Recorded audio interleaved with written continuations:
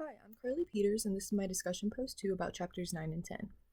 Starting off with question 1, what are my top 2 takeaways from chapters 9 and 10 when it comes to the various relationships discussed? I would say my biggest takeaway from chapter 9 was probably the need to belong theory. That one stood out to me because I feel like my relationships that help me fulfill that also give me responsibility of my daily life. Like, for instance, if I didn't have my job, I wouldn't be friends with some of my coworkers from there. I feel like the need to belong theory is something that really stood out to me because, like I said, I feel like my need to belong by fulfilling that also gives me responsibilities in my daily life and helps me fulfill those as well. Moving on to question 2, some of the biggest costs associated with maintaining friendships.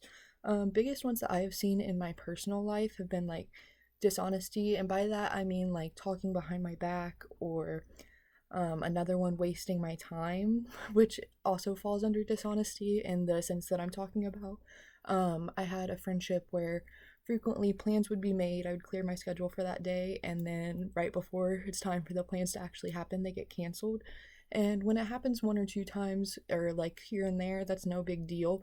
But when it's time after time and it ends up being like a 6 month period, it kind of makes you distance yourself from that person, which actually answers the second question of question 2. I have had friendships that have ended, or I've honestly mainly just distanced myself from them more than ended the friendship, mainly because of the wasting my time and dishonesty. Moving on to question 3, how do I know what the 6 rules of friendship are and how did I learn them? The 6 rules of friendship are, of course, defined in the book, and then also I learned them throughout my whole life, I would say. Going all the way back to elementary school, I would say like my mistakes that I made with some of my first friendships, like for instance, befriending someone that did something rude to my original friend or like something like that, like small mistakes, really do help you see like what the rules of friendship are when you reflect on it later in life. I also see like mistakes that were made, like people mistreating me maybe throughout like school and stuff. Kind of the same scenarios, like befriending someone that did something really bad to me, and seeing how that makes me feel. That kind of makes you learn like what the rules of friendship are and that you wouldn't want to make a friend feel like that.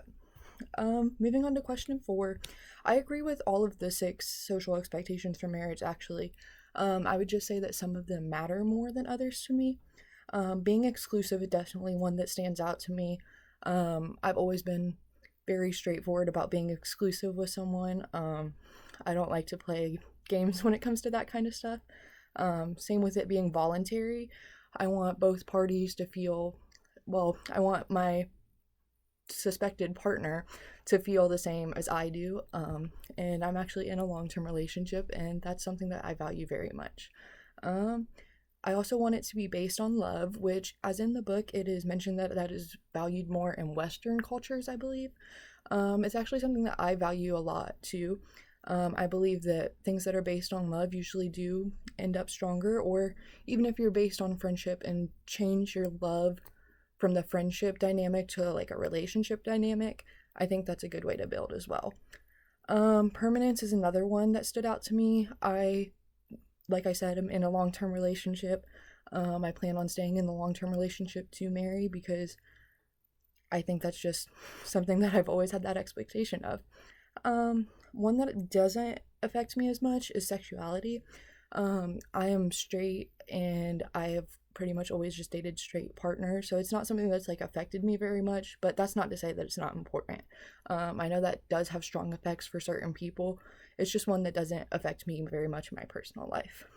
Overall, I can say that chapters 9 and 10 were very informational and kind of confirmed some of the beliefs and expectations of friendships and relationships that I already had. Thank you for watching.